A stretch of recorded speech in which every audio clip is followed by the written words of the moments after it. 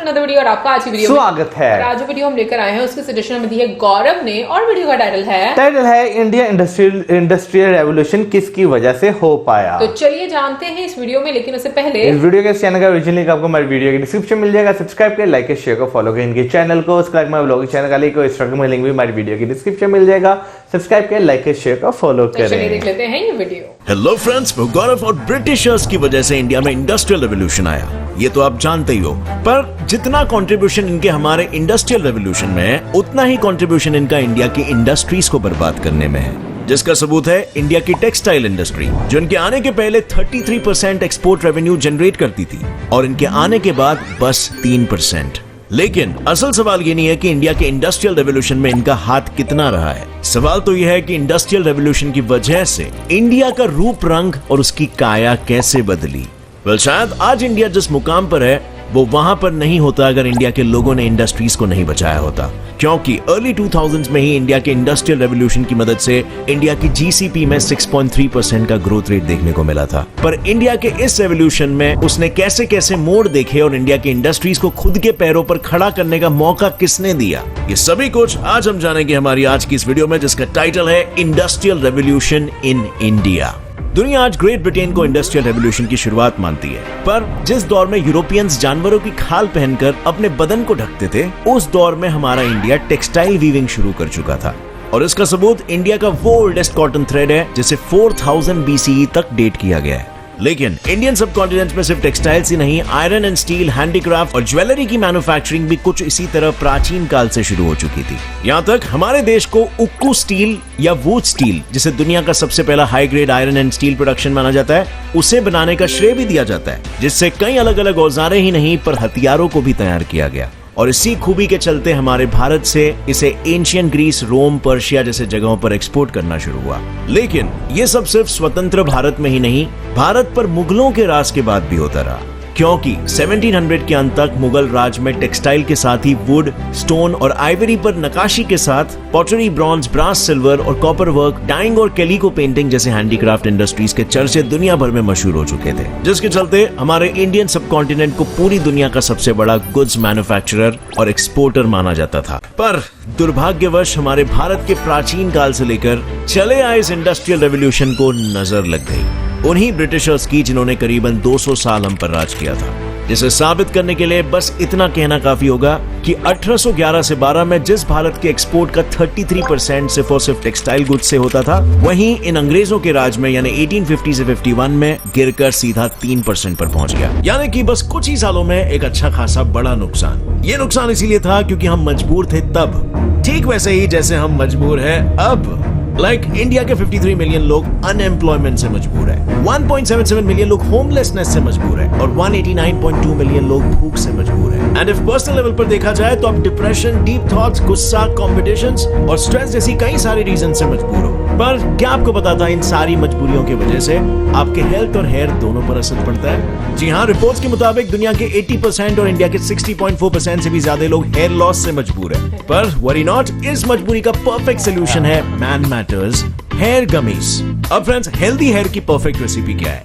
Biotin, zinc और multivitamins. बस इसी बात का ख्याल रखते हुए मैन मैटर्स ने यमी च्यूएबल गमीज बनाई है, जहाँ एक सिंगल कैंडी में 20 एग्स जितना बायोटिन, 20 कैश्यूज जितना जिंक, हाफ कप कैरेट जितना विटामिन ए, हाफ ऑरेंज जितना विटामिन सी और 20 आलमंड्स जितना विटामिन ई है, जिसे खाने से आपके हेयर थिकर और स्ट्रॉन्गर होते हैं, हेयर ब्रेकेज कम होती है, यानी कि हेयर थिनिंग प्रिवेंट होता है। प्लस ये candy hair and beard growth के लिए भी काम आती है। और सबसे मजे की बात, इसमें कोई साइड इफेक्ट्स नहीं है और ये 100% वीगन, शुगर फ्री और जेलेटिन फ्री भी है। और मैन मैटर्स कंपनी सिर्फ प्रोडक्ट्स ही नहीं बनाती है, बल्कि ये फ्री ऑनलाइन कंसल्टेशन भी देते हैं इनके एक्सपर्ट डॉक्टर्स द्वारा, for common men problems like hair loss, acne, weight loss and even sexual problems. Free consultation book करने या इनके प्रोडक्ट्स खरीदने नीचे डिस्क्रिप्शन लिंक पर जरूर क्लिक करना। पर इंडियन इंडस्ट्रीज की नींव को जड़ों से हिलाने की शुरुआत 1700 में ही हो गई थी, जहां European trading companies Indian ruler से ट्रेड कंसेशन और अपनी कंपनीज के लिए एक्सपेंडेशन पाने की कोशिश में लगे रहते थे, जिससे भारत की हर दूसरी कंपनी यूरोपियन हो और मार्केट की मोनोपोली सीधा इनके हाथों में ले जाए। लेकिन मिड 1700s और 1800s में हुए वॉर्स, जैसे कि 1757 की बैटल ऑफ प्लासी, 1764 की battle of Buxar, in Wars के चलते ब्रिटिशर्स ने इंडिया की गवर्नेंस के साथ दूसरी यूरोपियन पावर्स जैसे कि फ्रेंच और डच ईस्ट इंडिया कंपनीज और पोर्चुगीज पावर को हराकर अपनी पावर का परछाम लहरा दिया, जिसके बाद इन गवर्निंग पावर्स को सिर्फ नाम के लिए रखा गया, क्योंकि ब्रिटिशर्स के हाथों में duty and tax free trading का अधिकार था। उसके साथ लैंड रेवेन्यू कलेक्ट करने का भी राइट इन्हीं के पास था। और ब्रिटिशर्स के लिए सोने पे सुहागा हुआ उनका इंडिया के ट्रेड पर मोनोपोली, यानी कि पैसा ही पैसा। और ब्रिटिशर्स ने भी इस हाथ-आए मौके को बिल्कुल भी जाने नहीं दिया। उन्होंने इंडिया को पूरी तरह एक्सप्लॉइट करने के लिए गजब की इकोनॉमिक पॉलिसी लाई, जिसमें वो इंडिया से ना के बराबर दामों में टेक्सटाइल रॉ मटेरियल्स खरीदकर इंग्लैंड के मिल्स और मशीनरी में उनसे फिनिश्ड गुड्स बनाकर उन्हें दुनिया भर में एक्सपोर्ट करने लगे। पर इनके इस खेल में इन्होंने इंडिया को भी शामिल कर लिया, क्योंकि इन गुड्स को वो इंडियन मार्केट्स में भी लेकर आए, जहां वो महंगे दामों में बिना टैक्स के बेचने लगे, ताकि इंडियन मेड गुड्स ना विदेश में बिके और ना ही अपने देश में। और जब इतना सब करने के बाद भी उन ब्रिटिशर्स का मन नहीं भरा, तो इन लोगों ने इंडियन गुड्स को हेवीली टैक्स करना भी शुरू कर दिया, जिसका नतीजा इंडियन गुड्स के दाम इंग्लैंड, यूरोप और बाकी देशों में बढ़ते ही चले गए और इनकी डिमांड घटती ही चली गई। और देखते ही देखते इन लोगों ने इंडियन इंडस्ट्रीज को इस तरह टेक ओवर किया कि इंडियन गुड्स की वैल्यू 0 के बराबर हो गई और लोग सिर्फ इंग्लैंड में बने गुड्स लेने लगे, जिससे 1850 आते आते इंडिया पूरी तरह डी इंडस्ट्रियलाइज हो गया था। पर ब्रिटिश सरकार का असली और डायरेक्ट राज इंडिया पर 1857 में हुए रिवोल्ट के बाद ही शुरू हुआ, जहां डी इंडस्ट्रियलाइज हो चुके इंडिया की इंडस्ट्री को पैरों तले दबाए रखने के लिए ब्रिटिशर्स जोर लगाते रहे। पर हम हमारे देश भारत की बात कर रहे हैं, जिसने खुद के दम पर गिरकर उठना सीखा है, और इस बार भी हमारा देश इसी का एग्जाम्पल बनकर उठने वाला था। लेकिन भारत से लेकर भारत के लोगों के लिए अपनी इंडस्ट्रियल रेवोल्यूशन की थमी हुई सांसों में फिर से एक बार जान डाल देना इतना आसान नहीं था। इसके लिए इंडिया को ऐसे हालातों से गुजरना पड़ा, जिसने आज इंडियन इंडस्ट्रीज को एक नई सुबह का चेहरा दिखाया। और इस सफर में इंडिया के सामने पहला मोड़ था। टर्निंग पॉइंट 1, फर्स्ट मिल एस्टैब्लिशमेंट। ब्रिटिश सरकार ने अपने डायरेक्ट रूल आने के बाद भी इंडियन मर्चेंट्स, बिजनेसमैन और एंटरप्रेन्योर्स को किसी तरह की कोई छूट नहीं दी। पर शायद उनकी यही चालाकियां थी, जिनके चलते जब इंडियन हैंडलूम और दूसरे इंडस्ट्रीज खत्म होने की कगार पर झूल रहे थे, तब इंडियन मर्चेंट क्लास और बिजनेस फैमिलीज जैसे कि टाटा, वाडिया, सासोन, बनिया, जीजी भॉय ने इन इंडस्ट्रीज को बचाने की भागदौड़ अपने हाथों में ली। और इन्होंने इंडिया के सालों से ट्रेडिंग पार्टनर रहे China, south east Asia, east Africa जैसे जगहों के साथ किसी भी तरह ट्रेड खत्म नहीं होने दिया, खासकर ओपियम ट्रेड। और इस ट्रेड से उनका बस यही सपना रहा कि वो इंडिया में इंग्लैंड के जैसे फैक्ट्री बेस्ड इंडस्ट्री की शुरुआत करेंगे। अब हालांकि 1840s में कई कोशिशों के बाद भी वो ऐसी इंडस्ट्री खड़ी नहीं कर पाए, पर उनका ये सपना टूटा नहीं। और बस 1854 में इसी सपने के नींव पर खड़ा हुआ बॉम्बे, इंडिया का सबसे पहला cotton mill, Bombay spinning and weaving company, जिसने इंडिया की इंडस्ट्रीज को एक बार फिर आगे बढ़ने के लिए रास्ता दिया। और इस रास्ते पर चलते हुए 1855 में बंगाल के हुगली में पहला जूट मिल भी एस्टैब्लिश किया गया। Turning point number 2, American civil war. India के इंडस्ट्रियल रेवोल्यूशन को एक बार फिर नींव तो मिल गई थी, लेकिन उसके डगमगाते कदमों को लाठी की तरह सहारा दिया अमेरिकन सिविल वॉर ने, क्योंकि कुछ ही सालों में कलकत्ता, मद्रास और बॉम्बे में शुरू हुए कई सारे कॉटन और जूट मिल्स के बावजूद इंडियन इंडस्ट्रीज मैनचेस्टर के टेक्सटाइल के दाम और उनकी क्वालिटी जैसी चीजों को टक्कर नहीं दे पा रही थी। पर जैसे ही 1861 में अमेरिकन सिविल वॉर हुआ, इंडिया के लिए चीजें बदलने लगी, क्योंकि तब तक ब्रिटेन भी यूएसए, जो वर्ल्ड्स लार्जेस्ट कॉटन एक्सपोर्टर था, उसी से कॉटन खरीदता था। पर वॉर शुरू होने के बाद एक्सपोर्ट ब्रिटेन तक पहुंचना बंद हो गया, और इसी ब्रिटेन के पास इंडिया के कॉटन प्रोडक्शन को बढ़ाने के अलावा कोई रास्ता नहीं बचा, जिसने इंडिया की इंडस्ट्रीज को और इंडियन बिजनेसमैन को पैसे कमाने, नए मिल्स को खड़ा करने में बहुत मदद की, खासकर बॉम्बे में, जिसकी कामयाबी इतनी बड़ी कि इसे लोग मैनचेस्टर ऑफ द ईस्ट बोलने लगे। Now coming back to Indian industrialisation. और हालांकि वॉर के बाद कॉटन के दाम एक बार फिर से कम हुए, पर 1900 तक सिर्फ बॉम्बे में ही 178 मिल्स ऑपरेशनल हो चुकी थी। Turning point number 3, USA and Germany overtaking British industrial output. India के किस्मत के सितारे 1900s में और भी तेजी से चमके जब यूएसए और जर्मनी ने ब्रिटेन के इंडस्ट्रियल आउटपुट को ओवरटेक कर लिया, जिसके चलते एक बार फिर ब्रिटिश पावर मजबूर हो गई क्योंकि उसके पास इंडिया में आयरन एंड स्टील इंडस्ट्री की स्थापना करके अपने इंडस्ट्रियल आउटपुट को बढ़ाने के अलावा कोई दूसरा रास्ता नहीं था। पर ब्रिटिशर्स यहाँ भी इंडिया के साथ खेल गए क्योंकि उन्होंने इंडस्ट्री सेटअप करने के लिए ट्रेडिंग रेस्ट्रिक्शंस तो कम कर दिए, पर उन्होंने इन इंडस्ट्रीज में एक फूटी कौड़ी नहीं डाली, बल्कि इंडियन इंडस्ट्रियलिस्ट जैसे जे.एन. टाटा ने खुद की कंपनी से मिले प्रॉफिट्स को इसके लिए कैपिटल की तरह इस्तेमाल किया और 1907 में Tata iron and steel company limited को एस्टैब्लिश किया जा सका। पर इतने सब के बावजूद इंडिया, अमेरिका और ब्रिटिश आयरन स्टील इंडस्ट्री की रेस में बहुत पीछे था और इस रेस में इंडिया को जीतने में मदद की turning point number 4 world war 1 and world war 2 ने। जहाँ 1914 से 1918 तक वर्ल्ड वॉर 1 के दौरान ब्रिटिशर्स और ब्रिटिश इंडियन आर्मी के लिए कई सारे हथियार बनाने की वजह से इंडियन इंडस्ट्रीज तेजी से बढ़ने लगी। ऐसे में इंग्लैंड की इकोनॉमी का बुरा हाल हो रहा था और इसके साथ एशिया में उनकी पकड़ भी ढीली पड़ रही थी। वहीं दूसरी ओर इंडियन इंडिपेंडेंस मूवमेंट को दबाने और इंडियन लीडर्स और एलीट को खुश रखने के लिए ब्रिटिश सरकार ने इंडियन इंडस्ट्रियलिस्ट को इकोनॉमिक कंसेशंस देना शुरू किया, जिससे 1919 से 1938 के बीच इंडिया की iron and steel, jute, cotton, pharmaceuticals और शिप बिल्डिंग इंडस्ट्रीज ने ऊंची छलांग लगाई। जैसे प्रफुल्ल चंद्र रे की Bengal chemical and pharmaceuticals company, जिसने इसी दौर में बहुत सक्सेस हासिल की। और इसके बाद हुआ वर्ल्ड वॉर 2, जिसमें वर्ल्ड वॉर 1 से ज्यादा मात्रा में प्रोडक्शन की जरूरत थी और इसमें लड़ रहे इंडियन, ब्रिटिश, कीवी, ऑस्ट्रेलियन और कैनेडियन सोल्जर्स के लिए इंडिया में बने औजार और हथियार की सप्लाई से इंडियन इंडस्ट्री ने एक बार फिर बहुत तरक्की की। पर अगर इंडिया के लिए सबसे बड़ा टर्निंग पॉइंट कोई था तो वो था 1947 इंडियन इंडिपेंडेंस, क्योंकि वर्ल्ड की जीडीपी में सिर्फ 3% कंट्रीब्यूशन करने वाले इंडिया को अपने इंडस्ट्रीज को आगे बढ़ाने के साथ अपनी इकोनॉमी को भी एक नई शुरुआत देनी थी। लेकिन सबसे बड़ा प्रॉब्लम था कैपिटल, जो इंडिया के सारे प्राइवेट कंपनीज के पास भी नहीं था और इसीलिए इंडियन लीडर्स ने मिक्स इकोनॉमी को 5 ईयर प्लान के रूप में अपनाया, जिससे कि सारी बड़ी इंडस्ट्रीज गवर्नमेंट कंट्रोल में आ जाए और कोई भी कंपनी सारा प्रॉफिट कमा के देश के पैसों से अपनी तिजोरी ना भर पाए। और ये सब इसीलिए हुआ ताकि इंडिया का एक्सपोर्ट हमेशा इंपोर्ट से ज्यादा रहे, ताकि लोग इंपोर्टेड चीजों को कम खरीदे। लेकिन 2 बार 5 ईयर प्लान के सक्सेसफुल होने के बाद एक नई पॉलिसी लाई गई, लाइसेंस राज। और ये पॉलिसी प्राइवेट कंपनीज के लिए एक भयानक सपने जैसी थी, क्योंकि गवर्नमेंट से उनका लाइसेंस पाना नामुमकिन के बराबर था। इसी वजह से 1960s तक इंडिया की इकोनॉमिक ग्रोथ काफी धीमी गति से बढ़ती रही, क्योंकि इस दौरान गवर्नमेंट ने इंडिया की लाठी यानी इंडस्ट्रियल एक्सपेंशन पर तो ध्यान दिया, पर एग्रीकल्चर जो इंडिया की इकोनॉमी की नींव थी वो से भूल गए। लेकिन 1980s तक चले इस गवर्नमेंट मोनोपोली की हवा राजीव गांधी की सरकार के दौरान बदल गई, जिसके बाद इंडिया में लिबरलाइजेशन की शुरुआत हुई। पर ऐसे में इंडिया की बढ़त जब इंडिया के इंपोर्ट एक्सपोर्ट से ज्यादा बढ़ गए और हमारा फॉरेन एक्सचेंज खत्म हो गया, इससे खुद को बाहर निकालने के लिए इंडिया ने फ्री मार्केट इकोनॉमी को अपनाया और इंटरनेशनल मॉनेटरी फंड से लोन भी लिया, जिससे इंडिया प्राइवेटाइजेशन, लिबरलाइजेशन और ग्लोबलाइजेशन की तरफ बढ़ने लगा। और बस 1990s और अर्ली 2000s में इंडिया का इकोनॉमी 6.3% के रेट पर ग्रो हुआ। वहीं इंडिया का वर्ल्ड ट्रेड शेयर भी 0.4% से 2006 में 1.5% तक पहुंच गया।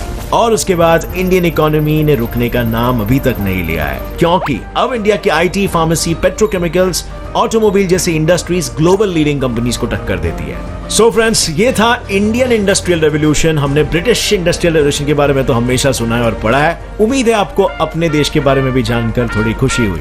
कोविड के पहले तक दुनिया जिस इंडिया को 4th इंडस्ट्रियल रेवोल्यूशन लाने का जिम्मेदार बना रही थी, क्या वो आने वाले समय में सच में हो पाएगा? आपकी क्या राय है नीचे कमेंट सेक्शन में बताना। और अगर इस वीडियो से कुछ भी नया सीखने मिला तो एक लाइक जरूर ठोकना। Get set fly fact channel को भी सब्सक्राइब कर लो, क्योंकि ऐसे इन्फॉर्मेटिव वीडियोस आपको यहीं पर देखने मिलेंगे। With that said, as always, stay curious, keep learning and keep growing. जय हिंद। इंडस्ट्रियल रेवोल्यूशन की बात की जाए तो वो एक मुल्क के लिए वाकई बहुत ज़्यादा इंपॉर्टेंट होता है, क्योंकि जितनी ज़्यादा इंडस्ट्री, जितनी ज़्यादा मैन्युफैक्चरिंग आपके मुल्क में होगी, आपके लोगों को, आपकी इकोनॉमी को उसका उतना ज़्यादा ही बेनिफिट रहेगा। आज की वीडियो मुझे बहुत अच्छी लगी और उसकी रीज़न ये कि पूरे बैकग्राउंड के साथ हम लोगों को बताया गया कि किस तरीके से क्या क्या चीज़ें हुई स्टेप बाय स्टेप। और वाकई में ऐसा होता है कि हम यूजली जो ब्रिटिश टाइम है उसके बारे में ज्यादातर पढ़ रहे होते हैं, बाद में जो चीजें आती हैं उसके बारे में आपको इतना ज्यादा आइडिया नहीं होता। वैसे आप लोगों को तो होगा, बट हम लोगों को थोड़ा कम ही रहता है।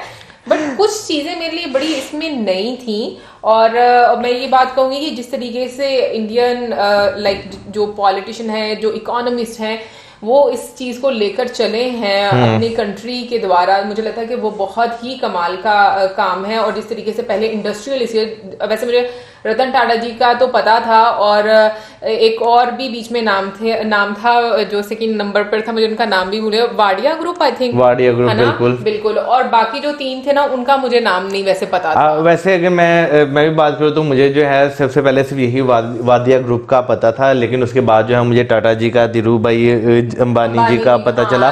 तो ऐसा ऐसा ये जो बड़े नाम है वो बाद में पता चले। लेकिन अगर बात करें तो जो स्पेसिफिक नाम है ना, जैसे टाटा और वाडिया ग्रुप्स, ये काफी ज्यादा जो है फेमस है। लेकिन वाकई अंग्रेजों के आने से पहले की बात की जाए तो उससे पहले जितने भी हुकूमतें आई हैं उसमें अगर आप देखें तो यहाँ पर जो है आपको बहुत ज्यादा तरक्की, बहुत सारी ऐसी चीजें जो हैं वो देखने को मिलती हैं जो शायद बहुत लंबे अरसे बाद जो है यूरोपियंस ने अपनाई थी। अगर हम तक्षशिला की बात करें तो वहाँ पर जो है कितना कुछ ऐसी चीज़ें आपको देखने को मिलती है, आप हैरान रह जाते हैं। फिर उसके बाद अगर हम पुराने वक्तों की जो यानी यहाँ पर जो हमें म्यूजियम देखने को मिलते हैं, बेशक वो लाहौर म्यूजियम है, बेशक वो सिख गैलरी है, आप वहाँ पर जब जाते हैं वहाँ पर पड़ी हुई जो चीज़ें देखते हैं तो आपको नो डाउट हैरानी होती है चीज़ों को देख कर कि यार उस ज़माने में बगैर टेक्नोलॉजी के सिर्फ हैंडमेड चीजें बनती थी और लोग जो है कितना अच्छा काम करते थे। वैसे मैं वाकई में ये बात कहूंगी कि जो तक्षशिला में हम चीजें देखते हैं ना, जो और इसमें जो पिक्चर्स दिखाई गई वो उससे काफी ज्यादा रिलेट मैं कर पाऊंगी, क्योंकि जितने यूटेंसिल्स हैं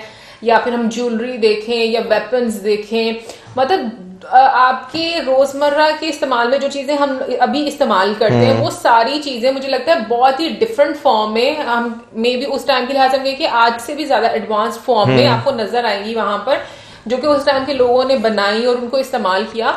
इवन के मॉडर्न आई थिंक हम लोगों ने एक वो भी तो देखा था ना कि पानी को कैसे ठंडा किया जाता है, वो एक प्रॉपर, तो ऐसी ऐसी आपको चीजें देखने को मिलती हैं वाकई में कि आप हैरान होते हो कि भाई हम इतने एडवांस टाइम में अभी आकर रहते हैं, तो उस टाइम के लोगों ने पहले कैसे चीजें इतनी ज्यादा बना। बिल्कुल। और क्या नाम लेते हैं, मैं जब पुरानी चीजों को देखता हूँ ना तो मैं कहता हूँ कि पता नहीं वो जमाने में वो लोग पता नहीं कितने आगे होंगे वक्त से, कि जो क्या नाम लेते हैं हमें इनके वो एक कहते हैं ना नॉलेज लेना, उसके बारे में हम ले नहीं पाते। और मैं कहता हूँ पता नहीं किस तरह का वो एक सिनेरियो रहा होगा कि पूरे के पूरे शहर जो है वो मिट गए और अब जो है खुदाई होती है तो वो नजर आते हैं। अगर हम आज के वक्त की बात करें तो हम एक बहुत मॉडर्न दुनिया को ये कंसीडर्ड करते हैं, लेकिन जब हम उनके एक तरीकेकारों को देखते हैं ना, उनके निकासी को देखते हैं, तो वो हमारे आज के टाइम से ज्यादा हमें वो मॉडर्न चीजें जो हैं वो बताई जाती हैं कि उस जमाने में सिस्टम जो है कितना अच्छा हुआ करता था।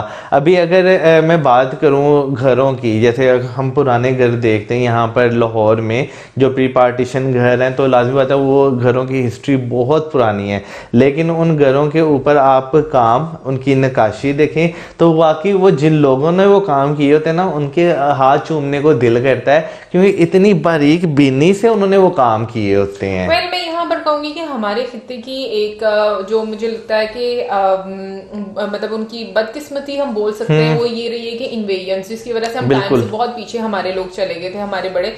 अगर शायद इन्वेजन्स ना हुई होती तो हम लोग भी जिस तरीके से पहले की सिविलाइजेशन जो इस खित्ते में रहती थी वो बहुत मॉडर्न थी, बहुत एजुकेटेड थे और बहुत ही उन्होंने जदीद इन्वेंशंस की थी। तो मुझे लगता है कि मे बी आज के टाइम से अगर हम लोगों जो अभी के टाइम में पाए जाते हैं तो मे बी वो भी उसी तरह से होते। बट ये मुझे लगता है ना कि धीरे धीरे चीजें जो हैं दोबारा से मतलब अब नॉर्मल लोगों के लिए होना शुरू हो गई कि लोग अब सीखना चाहते हैं, जब से लोग जानना शुरू हुए हैं। यार यहाँ पे मैं, जहाँ पे आपने इन्विजन की बात की, यहाँ पे मैं एक और चीज कहना चाहूंगा। देखें अगर हम अंग्रेजों की बात करें ना तो आज वो एक बहुत तरक्की याफ्ता मुल्क है, ठीक है ना, डेवलप्ड नेशंस है। नहीं सिर्फ अंग्रेजों से इन्वेजन शुरू नहीं ना, नहीं मैं वही बात करने लगा हूँ कि वो आज के वक्त में बहुत ज्यादा एडवांस जो है बहुत ज्यादा आगे जा रहे हैं। लेकिन अगर हम अंग्रेजों की भी हिस्ट्री उठा के देखें ना, ब्रिटिशर्स की या जर्मन या फ्रेंच जो भी हैं उनकी भी हिस्ट्री उठाकर देखें ना, तो उनके पास में भी बहुत ज्यादा लड़ाइयाँ रही हैं, लेकिन चीज ये है कि उन्होंने हमेशा अपने आप को संवारा है और दूसरों को बर्बाद किया है। अगर जैसे हम बात करें, वीडियो में भी जिक्र किया गया कि ब्रिटिशर्स के आने से पहले जो है एक अच्छी खासी कंट्रीब्यूशन थी इस कॉन्टिनेंट की, जो है टेक्सटाइल इंडस्ट्री में एक अच्छी खासी कंट्रीब्यूशन थी। लेकिन अंग्रेजों के आने के बाद उन्होंने इस तरह निचोड़ा, इस तरह चीज़ों को जो है ख़राब किया कि वो जो है सारा रेवेन्यू जो है उठा के, यानी सारी इंडस्ट्री एक तरह की उठाकर अपने मुल्क ले गए, और जो है उन्होंने बड़ी कोशिश की कि बाकी जो यहाँ पर रही सही कसर है उसे भी ख़त्म कर दिया जाए। लोगों के अंदर से वो एक जो चीज होती है ना, मतलब एहसास कमतरी डालना शुरू कर दिया, और उस तरह से एक माहौल बना दिया कि वो कुछ कर ना सके, उनके हाथ काटिए। बट अगेन टाइम एक जैसा नहीं रहता, जैसे जैसे धीरे धीरे आगे वक्त आता है, और जैसे हम लोगों ने ये इसमें देखा कि किस तरीके से गवर्नमेंट जो है वो बाद में इन्वॉल्व हुई। और मुझे सबसे अच्छी चीज ये लगी है जो मैं पढ़ी थी कि इंडिया ने, मुझे ये जरूर बताइएगा, जो मैं पढ़ी उसके अकॉर्डिंग में बात कर रही हूँ कि इंडिया ने IMF से सिर्फ एक मरतबा लोन लिया है और उसके बाद दोबारा कभी भी नहीं लिया। और ये खैर इसमें भी हम लोगों ने वीडियो में देखा, और मैं ये बात सोच रही थी कि देखो अगर लोन लिया भी है तो उसको यूज कैसे किया गया, उसको इतने अच्छे से यूटिलाइज किया गया कि अपनी इंडस्ट्रीज उसके ऊपर उन्होंने स्टार्ट कर दी। हाँ, तो ये चीज मुझे बड़ी अच्छी लगी थी। और दूसरी जो चीज हमारे लिए हैरानकुन थी कि जो इंडिया है वो फाउंडर मेंबर भी है IMF का, यानी कि 187 नेशंस जो हैं वो मेंबर हैं टोटल IMF। और मेरा ख्याल है कि अभी रिसेंट टाइम्स में जो है ना एक इंडियन जो है आई थिंक महिला थी, वो भी IMF के एक टॉप पोस्ट पे वो आई थी, अगर मैं गलत नहीं हूँ। और 1993 में जो इंडिया है उसने 1993 में लास्ट, हाँ 1993 से उसने कोई IMF से लोन वगैरह नहीं लिया, और जितनी भी पेमेंट्स है वो बाय 31 मई 2000 को कंप्लीट कर दी थी। तो ये मेरे लिए वाकई में बहुत ही एक नई इंफॉर्मेशन थी। और मुझे अच्छा भी ये लगा कि देखो ये होता है कि अगर आप कहीं से लोन लेते भी हो ना, तो आपको किस तरीके से अपने लोन के लिए उसको यूटिलाइज करते हो, बजाय इसके कि आपको हर मर्तबा उसकी जरूरत पड़ती रहे। और आप जो है अभी जैसे मतलब मैं यहाँ पर देखती हूँ, अभी पिछले दिनों में गवर्नमेंट की तरफ से एक स्कीम थी जो कि मुझे बिल्कुल भी पसंद नहीं आई, और उसमें ये था कि इंटरेस्ट फ्री लोन जो है वो लोगों को दिया जा रहा है, जो कि हमारी इकोनॉमी पर और ज्यादा जो बर्डन पड़ जाएगा।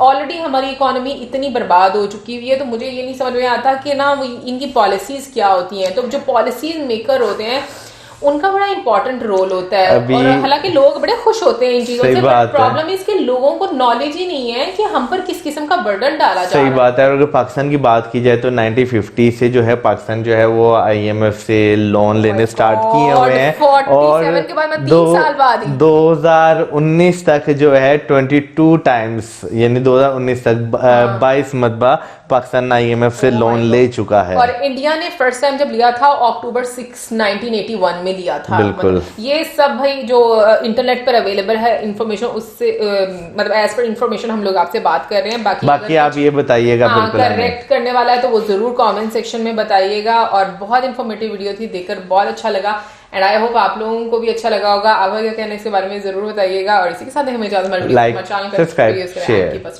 Good bye.